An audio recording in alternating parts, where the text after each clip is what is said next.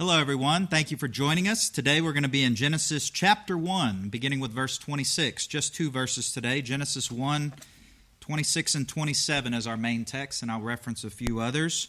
I hope all of you are doing well and staying safe out there. I know there's a lot going on in the world right now, and has maybe some of us a little concerned or worried about our nation and our world, but God is there for us every step of the way, and we need to be focusing and concentrating on Him and all that He has promised us and all that He has given us as leadership, as a good leader, a good father in this life. And we need to be clinging to His Word. And so I thank you for joining us, and we want to do that today. Genesis 1:26 says this, "And God said, Let us make man in our image, after our likeness. And let them have dominion over the fish of the sea, and over the fowl of the air, and over the cattle, and over all the earth, and over every creeping thing that creepeth upon the earth." So God created man in His own image. In the image of God created He him, male and female created He them.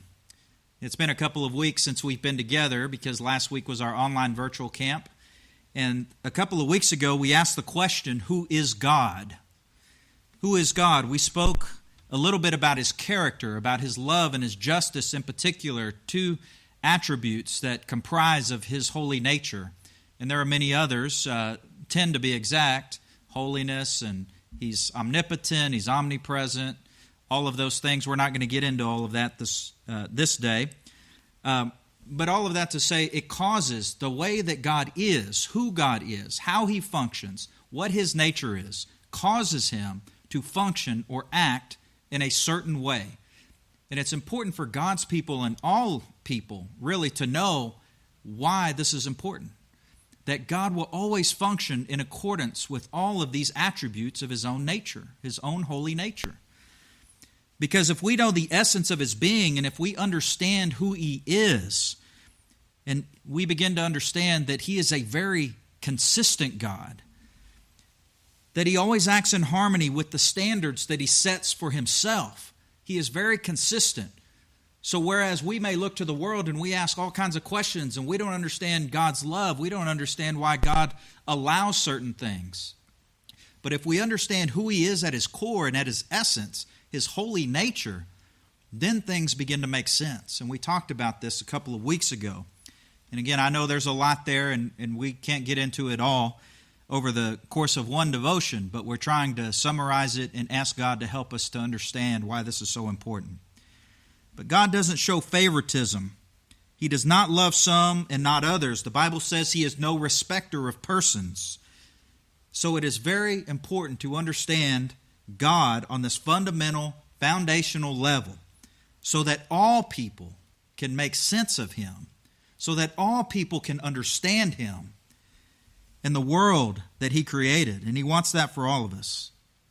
And that's what we talked about just in brief summary over the past couple of weeks. And so this week I want to turn our attention really from the essence of God to the essence of man. So if we had a devotion title today, I would ask the question, who is man?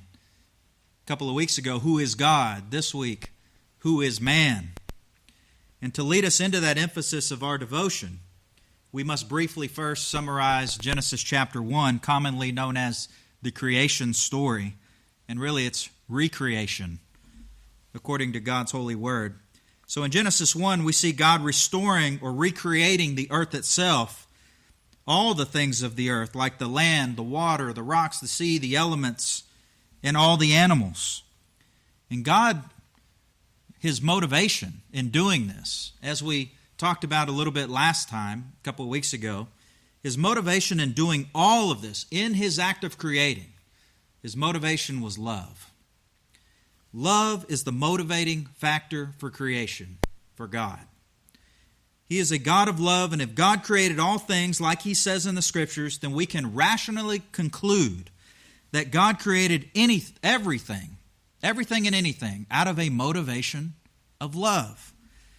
So He could not only express His love towards His creation, which He does, but so that also His creation could express their love towards Him back. That's what God's ultimate desire is. And we're going to talk about that some next week. But we might think it an odd thing to say that plants and rocks and elements, like maybe the wind, the sea, the water, love God. We might think it odd to phrase it that way, but understand what that means. To love God, to understand God, to love God, but really just to love Him, means that you or His creation responds in a way that is positive to His will made known. So what does that mean? If God expresses His will towards His creation, or towards you, or towards me, a plant, an animal, or even a person, and those things or people respond positively to God. In other words, do what He asks of them. We respond positively because we love you. You love us, and we love you back. If we respond positively to those things, then we are loving God. All of His creation is doing that. The plants, the animals, the elements, the wind, the sea, everything. And again, it may sound odd to say that the creation of God loves Him, but listen to just a couple of examples in the Scriptures.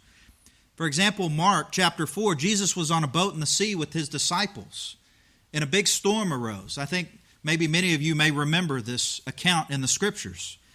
And all of His disciples were so concerned. And they said to Jesus, Master, do you not care that we are perishing? The sea, maybe it was like hurricane-type winds. And they were all concerned they were about to die. And they awoke Jesus and they said, don't you care that we're about to die? And Jesus arose, and what did He say? In Mark 4:39, He said these words, He arose and rebuked the wind and said unto the sea, Peace, be still. And the wind ceased, and there was a great calm. So you see, Jesus spoke to the wind, and the wind ceased. It stopped. Creation listened to Jesus, who is God in the flesh. Creation responded positively to His will made known to the wind. So in essence, the wind was loving God in return. Jesus spoke to the wind, and the wind ceased. And in John 21, Simon Peter, along with other disciples, went fishing. And the Bible says that they caught absolutely nothing. They were casting the nets, they were fishing, Simon Peter and some of the other disciples, and they didn't catch a thing. And then Jesus came to the shoreline and didn't reveal Himself as to who He was, by the way. And He asked them if He had caught anything. And of course they said, no, we haven't caught anything.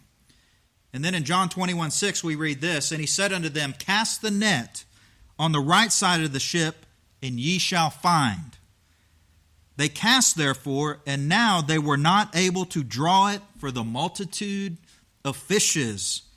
The net was so full of fish that they couldn't draw it up. But again, listen, the fish listened to Jesus.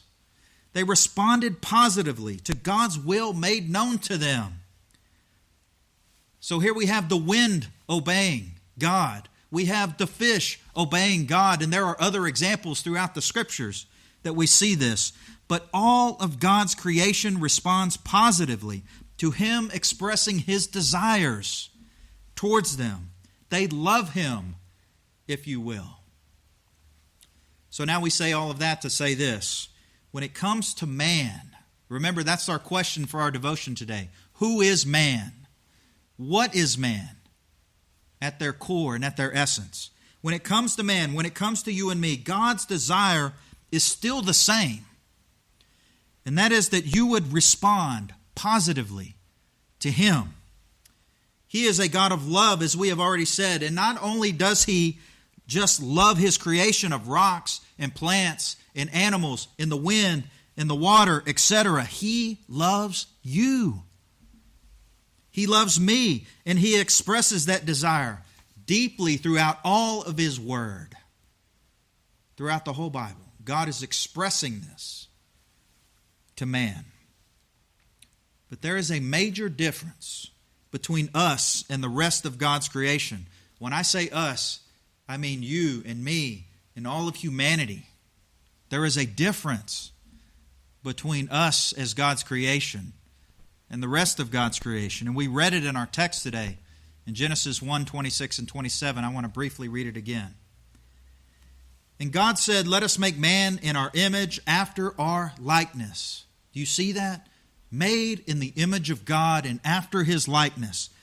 "And let them have dominion over the fish of the sea and over the fowl of the air and over the cattle and over all the earth and over every creeping thing that creepeth upon the earth." So God created man in His own image. In the image of God created He him. How many times has God said that in 2 verses? And finally, male and female created He them. God created humans, human spirits, humanity, in His own image. All people, every single one of them, was created in the image of God. Now, what does that mean? So again, last time we looked at the essence of God. Now let us look briefly at the essence of man. To be made in the image of God means something very, very vital and important to God that all of humanity must understand. It's so important to God that you understand this. There are qualities that you possess, every person listening to this message. There are qualities, things about you that you possess that none of the rest of God's creation possesses. And that is that you were made in the image of God.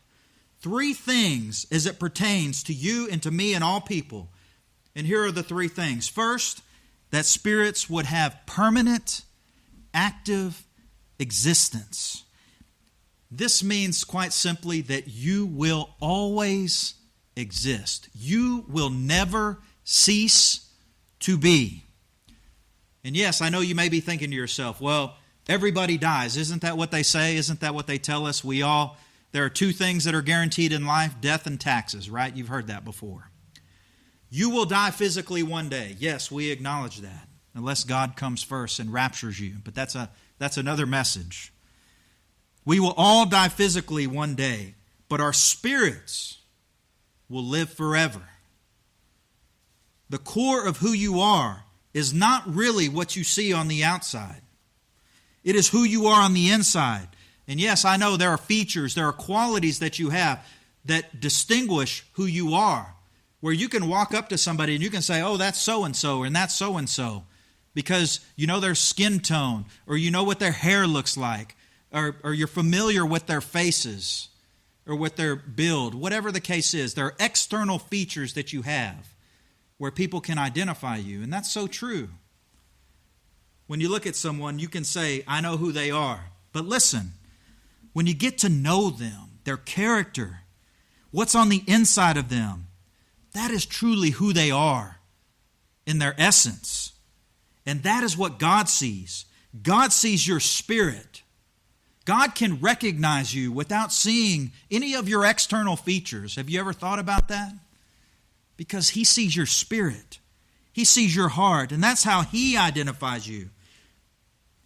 And that spirit, one day, yes, we will die physically, but that spirit one day will leave this earthly body and either be with God forever or it will not be with God forever.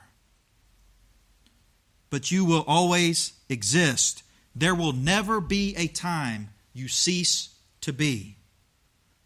So that is the first quality of the human spirit of man. Secondly, to be a spirit made in the image of God means you have the permanent power to love God by real choice. Now, what does that mean? Do you remember the plants and the animals? We read a couple of scriptures out of Mark and John. You remember the plants and the animals, or the wind? Maybe we didn't read about the plants today. But remember how Jesus told the wind, peace, be still. How did that creation respond to God? They did it immediately. The wind did it immediately. The fish responded immediately to Jesus' command. They responded positively to Jesus. Do what I ask of you, and they respond because they respond to their Creator. They love Him. Now, what about you? What about you? God has already invited you and pleaded with you to love Him because He loved us first, as the Bible says. But let me ask you a very important question as it pertains to our lesson today. To be made in the image of God. When God pleads with you and asks you to love Him because it's what's best for Him and for you, do you have to say yes? Do you have to respond positively to His will made known for you?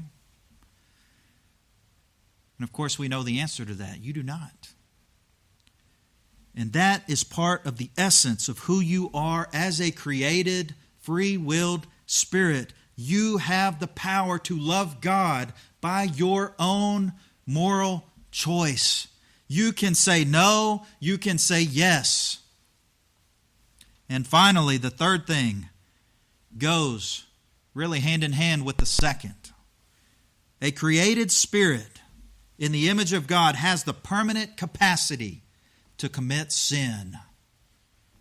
To commit sin. The power to love God by real choice must also have the capacity to commit sin. You can't have one without the other. Otherwise, you are not a spirit made in the image of God.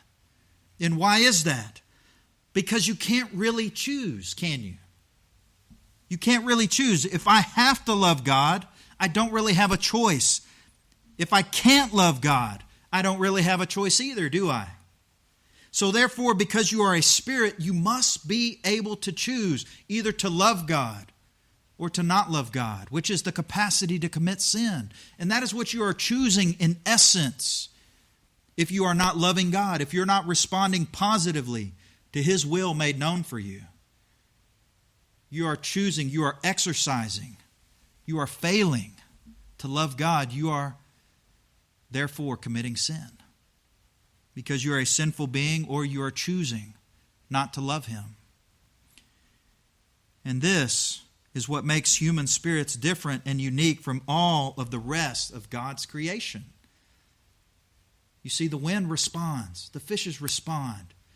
The donkey that Jesus rode into Jerusalem, it responds. The flower that withered, it responds. And I know we didn't read those today, but those are other examples you can go find in the Scriptures where all the rest of God's creation responds because they love Him. But we are spirits made in the image of God. We will exist forever. We will choose to love God forever. And we can choose rather. And we will forever have the capacity to commit sin. And God is working all of this out right now, in time, on this earth with all of us. God is looking down on the hearts of men, and He is working all of this out in time for something that He desires for all of eternity. He is pleading with all of us to love Him. But something very important you need to understand today is that God will not make you. He loves you and He's pleading with you, but He will not make you love Him. So I ask you, do you know that you're a spirit made in the image of God? Do you know who God is and why He created you? To love Him? To love Him? So if you do nothing else in your life, God would plead with you and I will plead with you. If you do nothing else in your life but love God, do you know that you're doing everything that you need to do? Because when you love God, you're doing exactly what He wants you to do. You're responding positively to His will made known to your heart, to your spirit. And you are letting Him guide and lead you and direct you in this life. He is making sense of all of this going around if you'll just humbly ask and seek, and He will help you do it. Who is man? Do you know what you are today? You are very unique. You are very unique in God's creation. And it's important that you understand that today. Amen. Let's pray. Father, we thank You for this time together. We thank you that You have revealed things to us, Father, that maybe to some people might seem very complex or foreign. Lord, wherever any person is at this time who is listening to You, whether they're a Christian, repented of their sin, following You by faith, or they're not. Father, I believe that an honest seeker can take all the things that we've spoke of today, and You can, by the power of Your Holy Spirit, help them to understand. And so, Lord, today, help us to know who we are. in your eyes. Help us to know what you see, and help us to know that you love us and you want us to respond positively to you and to your will made known. Lord, we thank you for your great love for us. We thank you that without it, Father, we would be lost. We would be in chaos. And Father, we would have no hope. So Lord, we thank you for what you have done. We thank you for what you have revealed. And Lord, we ask that you be with us in this time in our nation's history when things seem to be so chaotic and crazy, Father, and just confusion everywhere. Lord, help us to know that you are the same God yesterday, today, and forever. And you will give us and you will lead us each and every day. Give us what we need. All this we ask in Jesus' name. Amen. Amen. God bless you.